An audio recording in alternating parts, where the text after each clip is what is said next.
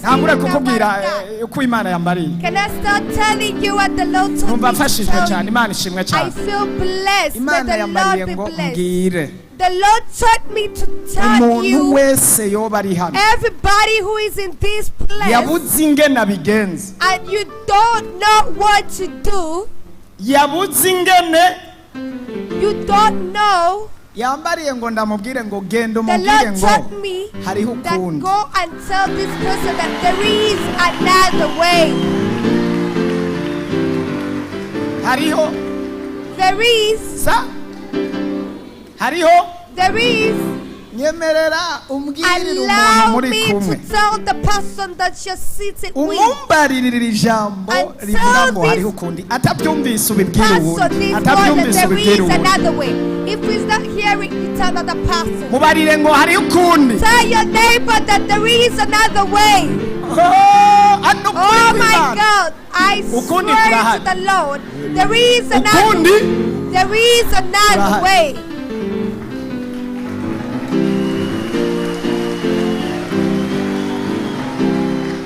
hariho ukundi mon frère. There is another way, my Hariho ukundi. brother. There is Niko Imana another way. yambariye. That is what the Lord taught me. Utanguye gufashwa. You are already blessed. You are already blessed. Hariho ukundi. There is another way. Niko Imana yambariye. That is what the Lord taught me to Ntabwo ari tell ubutumwa you. bwiza. It is not the preaching. Ntabwo ari inyigisho. It is not the teaching. Imana yambariye The ngo Lord ndakubarire. taught me to tell hariho you ukundi. that there is another way.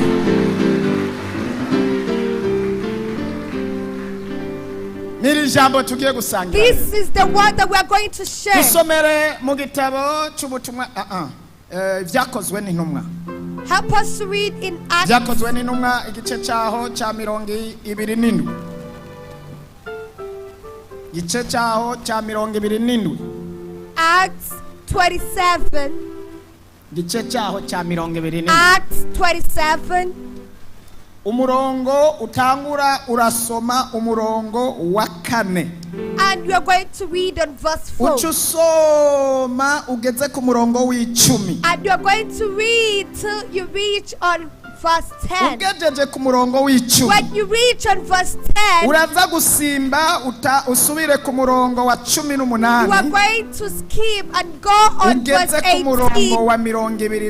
and reach on verse 24. I mean 25. ugeze kuri 23. When you reach on 23, urasimbira I kuri mean 31 you are going to go on 31 n'34 and 34 na 44. and 44. iyo mirongo niyo tuza gusangira. Those are the verses that we are going to share. ndagomba ko nigisha umuntu I yamenye, want to teach somebody that already ariko knows. message ndakuzanira But the iravuga ngo message hariho that I'm bringing for you, it says there is Ukundi another utazi. way. Another way that you don't know. niwabona hariho ukundi If wabuze you uko see ubigenza, there is no way that you can do it, nuko uri umuntu ariko it is Imana because irafise you are a ukundi. human being, but the Lord has another way. nzaniye message abantu I'm bazazaniwe, bringing a message to the people who nzaniye are message suffering. abantu barushe, I'm bringing the message to the people who are nzaniye message abantu hurt. batabona iyo I baja bring niyo the bava. message to the people who don't have anywhere to go. yo tamwe Oh my musomere. goodness, start to read for turasoma us. mu izina rya Kristo Yesu. Amen. Ibyakozwe n'intumwa 27 umurongo wa 4 niho duhera. Ego. Tuvudukayo duca munsi y'ikupuru ngo tuhikinga umuyaga kuko wari duturutse imbere tujabutse ikiyaga gihereranye n'Ikirikiya n'Ipamfiliya dufata igisagara cy'Utiya cyitwa Mura. Uwo mugabisha w'abasoda 100 hasanga ubwato buvuye muri Alexandria buja muri Italiya adushiramwo.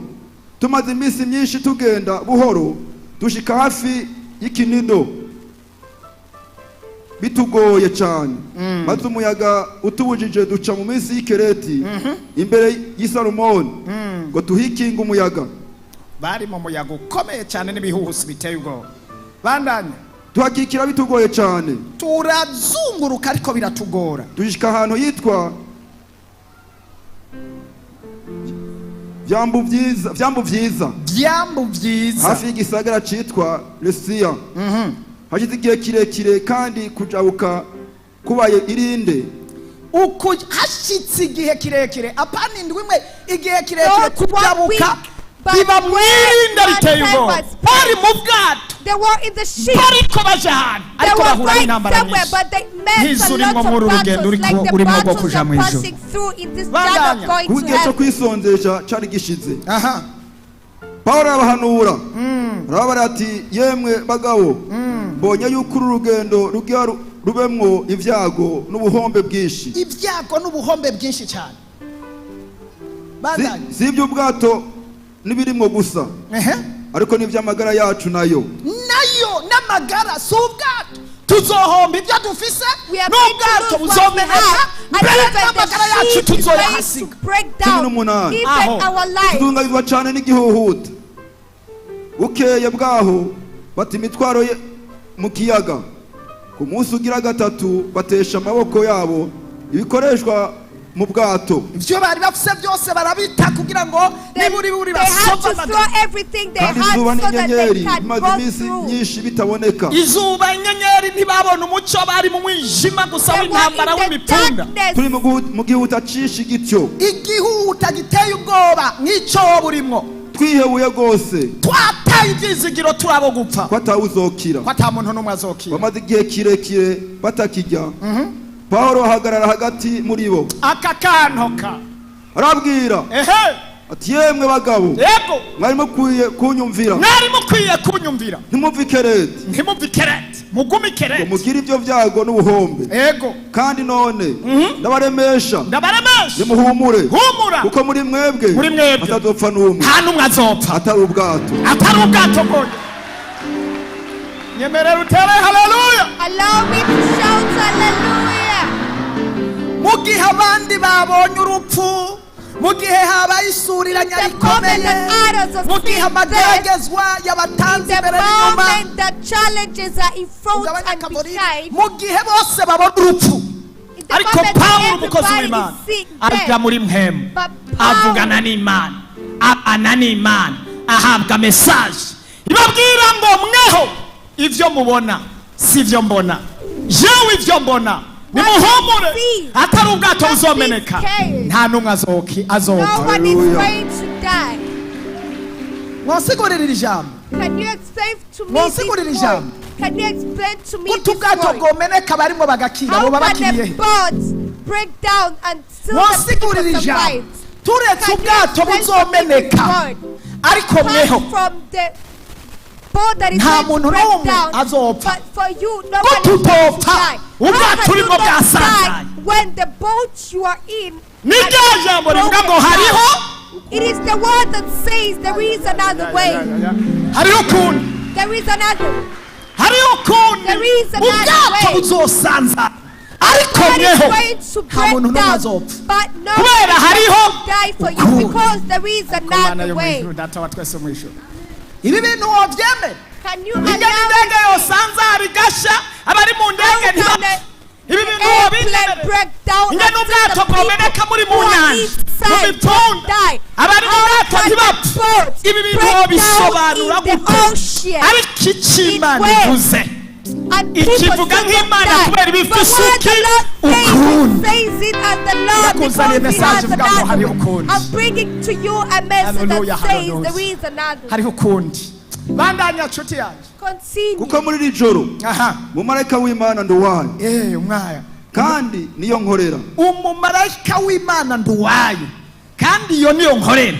Yahagaze iruhande yanjye, yansanze iruhande yanjye, arambwira ati ntaco utinya Pawulo, ntaco utinya, ukwiye guhagarara imbere ya Kaisari kabisa, ukerekana neza. Kaisari yagomba kukwica, Kaisari yagufatiye ivyagezwe, akamenya yuko hariho ukundi kuva imbere y'Imana. kandi aho Imana ikwemereye nabo mugendanye bose, Imana ikwemereye ko nabo mugendanye bose, nuko nimuhumure yemwe bagabo, ko nizeye Imana yuko bizoba nk'uko nabariwe. Haleluya. Abaremesha ngo bizoba nk'uko nagomba ndababwire ngo ivyo ndiko ndavuga bizoba nk'uko nabariwe iyambariye ngo ndababwire ngo hariho ukundi. Hari ukundi Imana ishobora gutabara binyuranye n'ibyo wiyumviye. Hari ukundi Imana ishobora gukiza binyuranye na logike mu byo wize.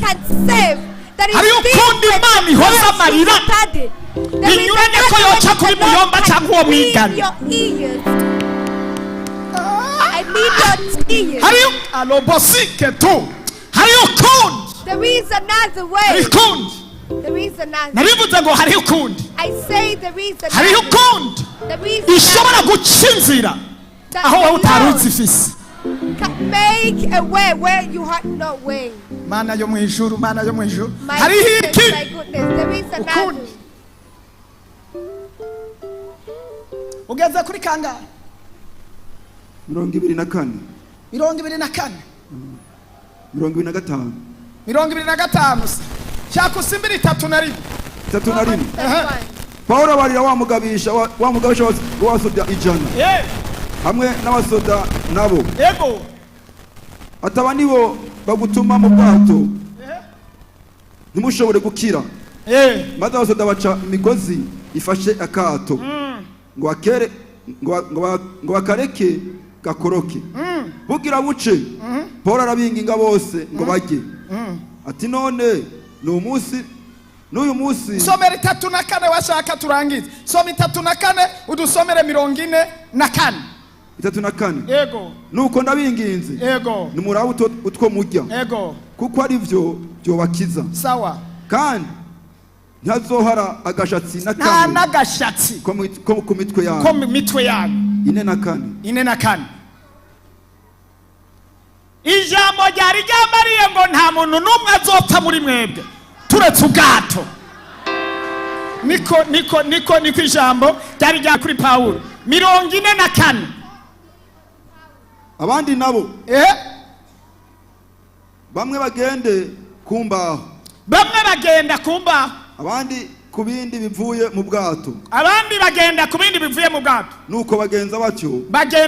Bashika ku nkombe. Bose baragirana. Bakira bagiye ubwato bwageze ahantu bumeneka.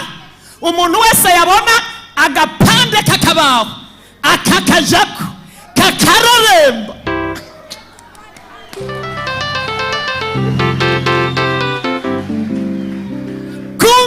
Ijambo Imana yavuze. Umva umbiriza neza. Igihe kiragera baba mwidamba kugera ku rugero ubwato bumeneka bwose burasanza. Umuntu wese aradobera arazimangana. Ariko mu bantu barimo uwakabakaba agafata ikintu cyari mu bwato Imana ikamurerembesha kuri cyo.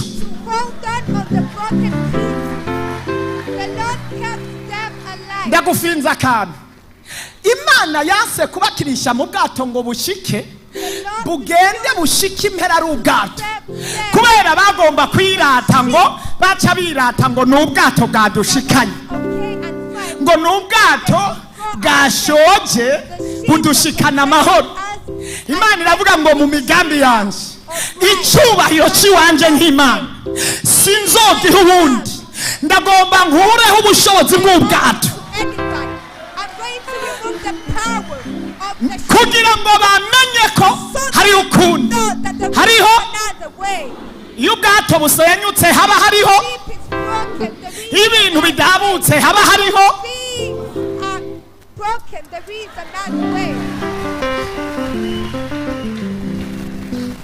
nyemera ndugirize icyubahiro ku Mana uvuga ati ndagushimiye ko hariho ukundi wanteguriye, ndemeye ko hariho ukundi wanteguriye, naho ntabona inzira hariho ukundi, naho inzira yari yaheze hariho ukundi, naho hirya no hino atanzira hariho ukundi, naho ndi mu madeni menshi hariho ukundi, naho abarozi basaze menye yuko hariho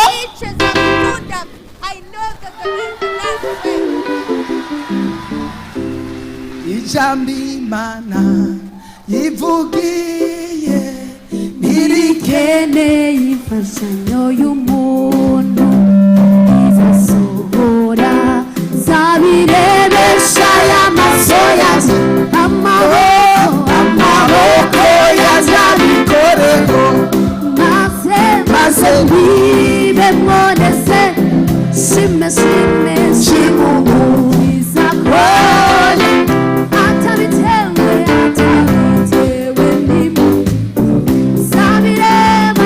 zabirebesha y'amaso amaboko yazabikoreho maze ntibe mwonese shimuhuriza hoya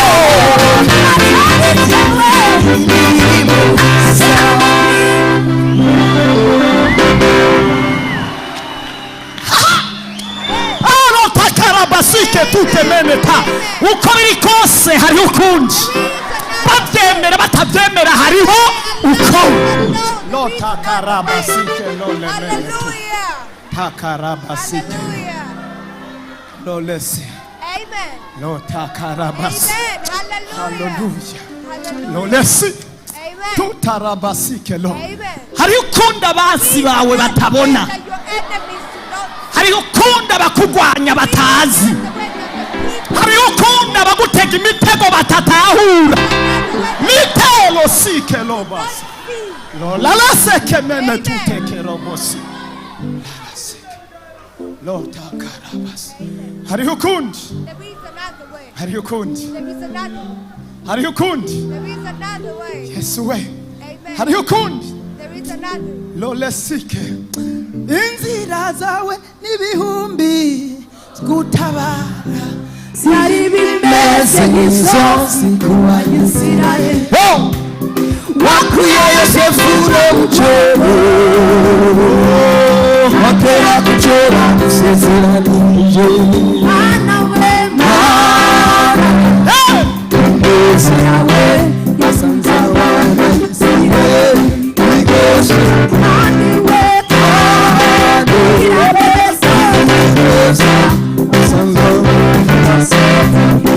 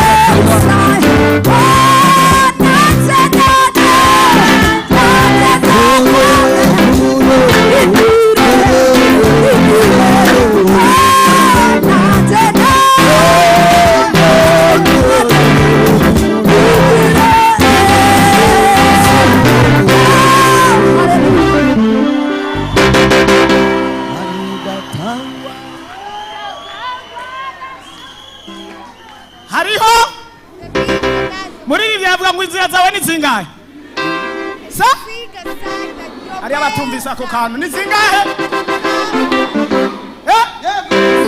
inzira ibihumbi zo gutabara byari bimeze nk'inzozi ku Bayisiraheli wakuye Yosefu no mu cyobo agera ku cyobo amusezeranije Mana we Mana ineza yawe yasanze Abayisiraheli igoshe kandi wewe ineza yasanze Abayisiraheli irorera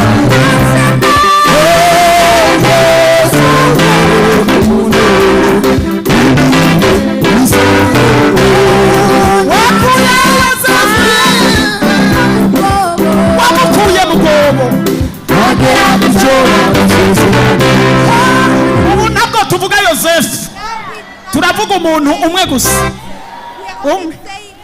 umwe wakuye Yosefu gasubiramo ako kantu wakuye Yosefu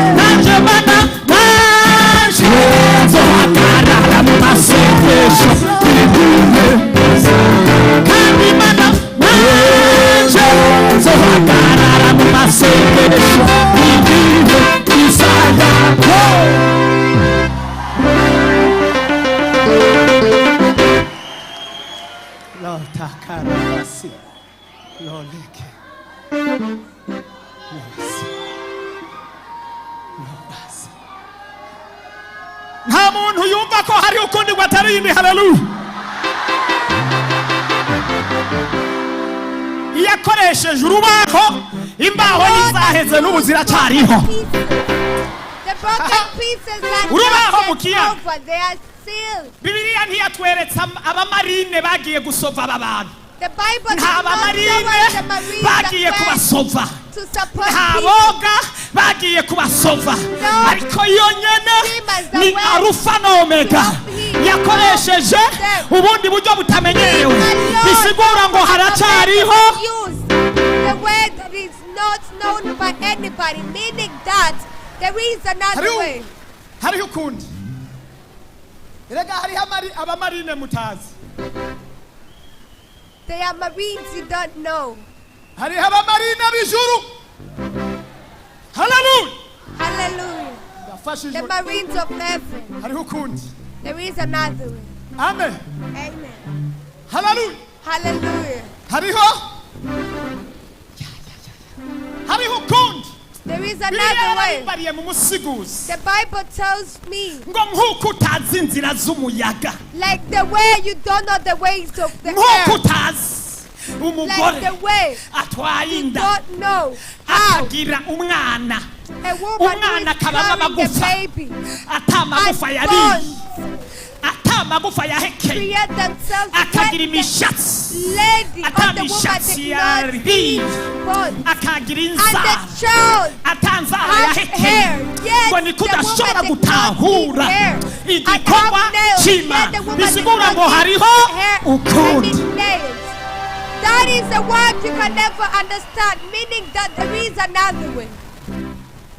Umudamu atwarinda indwi inda woman igizwe gets n'amazi gusa pregnant ariko Imana ikavuga ngo hariho ukundi water. igatransfera The Lord ibishatsi says that there is another kubera way. irafise That he ukundi transfers hair. irafise transfer Because he special has another way. He has a transfer, a special transfer. igatransfera And then he amagufa transfers bonds kandi igufa rimwe ryose at every Oh, each the bone where it is supposed to be. hariho There is another way. komana y'umwijima reka ndababwira agakuru kamwe Let me tell you one story, ko ako gakuru karagufasha. because the story is going to help. Haleluya. Hallelujah. Umunsi umwe umugabo umwe One day, a man, habaye igihe kibi cy'amagume there were hard times. abantu barahura n'ingorane barapfa People missed with a lot of haboneka umugabo challenges umwe and baramuhiga died, muri icyo gisagara and they were looking baramubura for one man, and kubera they could umuntu not umwe yari find that yamunyegeje. one man, because one person had Igihe killed kiragera. that person. And then time basopa reached umuhana kumuhana when they were shaking baragera each igihe house but wa house. mugabo avuga ati ndafatwa And they reached a kandi moment abonye ari where je the namubitse man dupfa said twese they are going to catch aramubwira me, and ati when they muntu catch me, w'Imana are going to be in trouble. icyiza Yesu. iyo mikrofone murabe hari ibintu bikunda kuja hariya mu iyo mikrofone niho bikunda kuba uriya muhungu nibaza ko yabibonye sawa Yesu adufashe May the Lord help us. aravuga ngo muntu w'Imana And he said, icyiza nari nagikoze I Mugabo aho really bigeze. did the good thing. nanjye But ndananiwe where it has kuko reached, sinokwigura ngo I mpfe give up because I none cannot. rero niwimenye bageze ku muhano ukurikira turumbuka wiruke So now you have aravuga to ati nta cover kundi yourself up. warakoze icyiza Run away. sinokurenganya And then the ngo man of upfe God said, "You have really arasohoka done a lot to me. I cannot agize let ariruka you die." hirya no hino Then bari bo he went abagwamo outside. bamuzunguruka When he ari went nk'amajana outside, n'amajana he bafise fell in ibikoresho byose byo kwica baravuga taha n'ishavu n'akantu And they had weapons twakurondeye that igihe kinini killed him. And they were turara like, ku marondo kubera "Lord, wewe twari twarabonye ko for you twakubuze allowed to Wari he? fight. Where were you?" aravuga tumviriza And he aho said, narindi "Listen, sindahavuga kuko n'ubundi I'm not ntimunkiza going to say where I was because you are still not going to namaze leave me kumenya alone. ko ari ugupfa I already know that rero I'm going to die. mukore icyo So mugomba ndabasabye akanya kamwe gusa do whatever you niragize want. Imana kugira injane mu only ijuru going to Imfashe. ask you for a little time so that I kuko can pray ibihe to the vyanje Lord, biraheze so that the Lord can aramubwira help ngo me. iyaba wavuga ngo tuguhe umwanya usenge iyo mana yawe igukize If you could imana yo tell us gukura mu biganza vyacu that niyo let twokwemera. us give you a short time aho so that you ntiyishuye can pray. bose baratwenga bari bazi ko abantu amajana bamuzungurutse ari hagati ataho yobakirira aravuga ati je nsavye munyemerere imana yanje ndayisenge ndayiragize inyakire ati ngaho senga aratangura ngo mana yo mu ijuru ndagushimiye cyane nta kintu na kimwe utankoreye warandinze indwi ya mbere undinda indwi zose zibaho warandinze warakoresheje ububasha n'ubushobozi bwawe ariko aho bigeze nanje nta kundi mbona wo bigenze nta kundi mbona aba bantu ndimwo nta kundi nawe wo bigenze nta mwikomo ntacyo utari warakoze aha hantu ibi bigeze nawe ubwawe mana na jewe ndabibona nta kundi nyemerera unyeze kuko ndabona nta kundi naco ndakwagiriza mana naco utakoze nawe ubwawe nta kundi wobigenza ariko arasenga iryo jambo abwira imana ngo nta kundi iryo jambo riraduka bikubita ku mutima w'imana imana nayo yararahiye iravuga ngo icyubahiro canje nta wundi nzogihereza nta n'uwo tuzogisanga imana iravuga ngo kwe uyu muntu anyubaha amariye ko atakundi nobigenza bisigura ngo aba bantu majana ane nibo bansunga inkomezi nta kundi rero nobigenza ngo arasenga imana iri mu ijuru irabyumva ubwo nyene bizanye elevation rapide uyo mwanya baraho abo bantu baraho abansi babo nabo bari ku musozi bariko barabajemera bariko barajimera uyo mwanya agisenga arangije ayo majambo bagiye gutaramura ivyuma ibombe ya rutura iba yikubise muri bo izuri ibyondo n'isuri n'intumo abantu bose abatapfuye barahuma umwe agwa hariya uwundi agwa hariya uwundi agwa hariya kuko bose bari bareretse ngo bice ariko wewe yarahumirije amaso yiwe ntacyo yabaye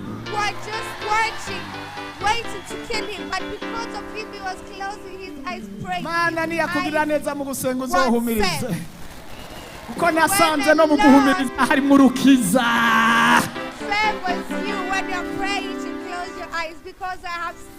kubita ngaho bose bagwa hariya abatapfuye amaso arahuma abyutse gutya yumvise igikubise arahakanura gutya asanga bose baryamye ngaho abatapfuye amaso yahumye naho abahonyora ntibamubona acarihana ati mana mbabarira menye yuko hariho ukundi menye yuko hariho ukundi ushobora gusanga umuntu mu byago no mu magogo aratambuka arigendera asubira kuri wa muntu yari yamunyegeje barakoze icyiza urambika abaguhiga bahumye abaduhiga bahumye nsubizaho nahora nigumireyo asubirayo arijyana ba bandi batapfuye bari babaye ibimuga abatabaye ibimuga amaso yabo babanje kuja kwa muganga abava kwa muganga bavuga amatangazo bavuga ngo nimba twarisha abandi bagakunda ariko twabonye umuntu ari kwimbira ibindwi You can never touch. Ndagomba Imana iguhindura imbiri bindwi.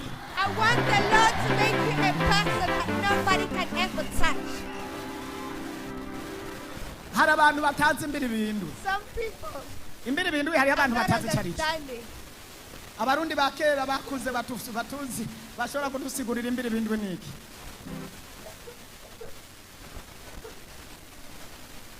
Hariho inyama babaga bagasangira rura yose yabaye imbiri bindwi yaruze bahekenye ikarura basubira ikarura bakavuga ngo iyi nyama ntiribwa ni imbiri bindwi. Was so beaten, and then they say this meat is not tasty. It is Hano here. hari abantu babaye imbiri bindwi There are people bababondeye who kabiri become na bitter. gatatu bari imbiri They bindwi. look for them once, twice, but they become bitter. Ndagomba ukomeze ube imbiri I bindwi. want you to continue being bitter. Ariko mana y'umwe ariko hariho ukundi cyangwa ntabwo uhari. Is there another way or there is no other way? Ariko nuwo bakoko abadayimoni bateye ariko hariho ukundi cyangwa ntabwo uhari. Is there another way or there is no other way? Nta muntu ari hano yabuze ari Is there somebody here? You are here. wewe good How is it you? nukuri Surely. ko ujya ari wa wundi yaza mu minsi iheze amerewe Do nabi you hajya know aho it is the bavuga amaze same iminsi person itatu that atarya. kept None rero few barahagurutsa bavuga ngo days? nukuri kurahari ukundi. When she spent 3 days without eating, but now she's starting up saying that there is another way. Meaning that the hunger went away. There is another way. Yeah. Message Message. nakuzaniye umunsi nababwiye ngo The message ubutumwa that I'm bringing sinyigisho today for nkuzaniye ijambo you. rivuga ngo hariho It's saying that there is uravuga ngo nta another. kundi Even though you are saying that bitewe there is n'ibihurimo no other way. bitewe Because of n'amaturi the times twumva I'm passing through, because of bitewe the n'uko inzira voices I'm yaheze hearing. bitewe Because n'uko hari isubiranya of the rikomeye way imbere has yawe ended. message Because of the ndakuzaniye ijambo rivuga ngo hindura troubles imvugo that you see in front of you. The message that I'm bringing for you.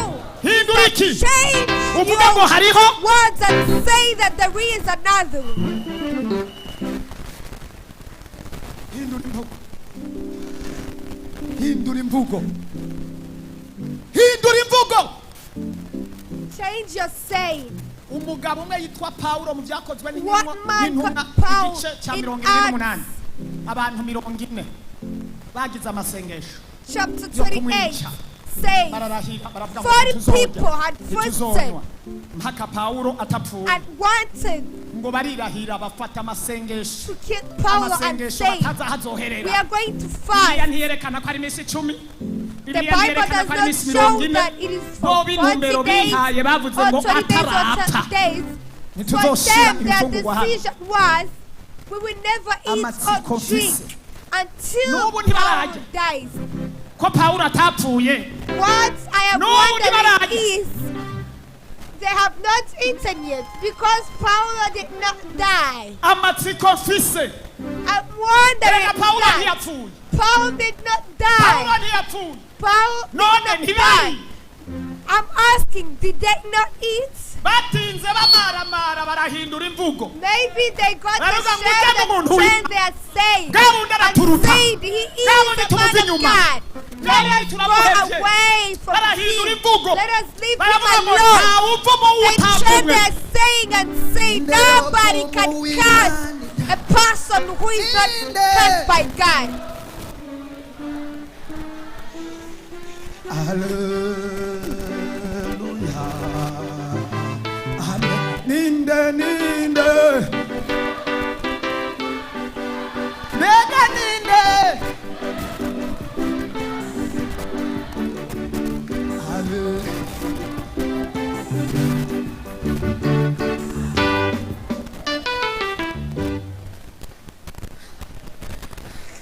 Ndafashijwe no kurikira.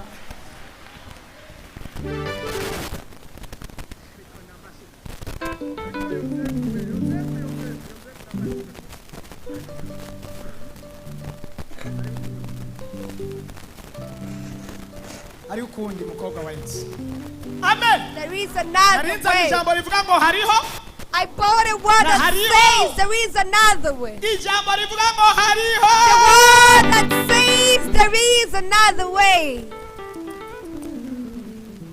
Namye nsoma amajambo aranezereza. I have been reading some words that made my heart so happy.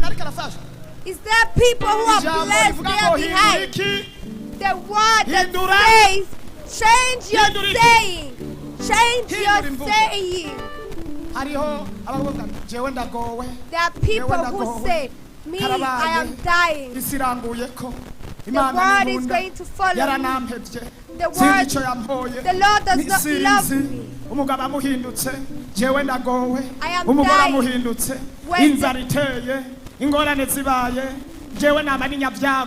I am always passing in problem. Me, I am bringing the word of God that says, change your saying. They told you that he is the only one here in Burundi. There is a saying that says, is he the only one remaining? Is he the only fiancé remaining? Is he the only guy remaining? Who lied to you? It is leaving you and they're saying, I feel like dying. Dying. Do you know the meaning of dying? The Bible tells me even though my daddy and my mother can live, God is going to take him. I mean, he's going to take him.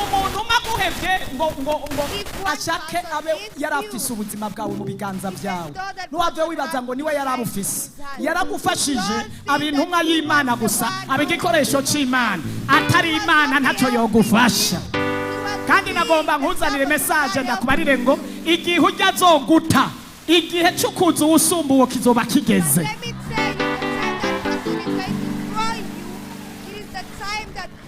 Ni wabona hari wagufashe mu biganza, ni wabona hari waragushigikiye, ni wabona hari wakurihira inzu, ni wabona hari waguhaye akazi ukabona guhindutse, uwazogenda Imana izozana usumbuwe inshuro 2 5.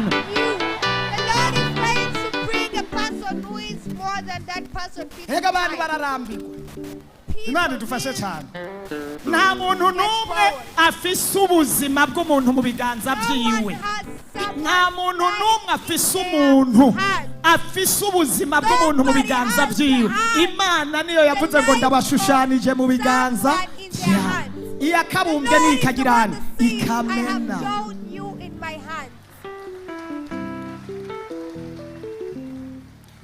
Uzogenda ubisimbuka. Imana naizeye siwe.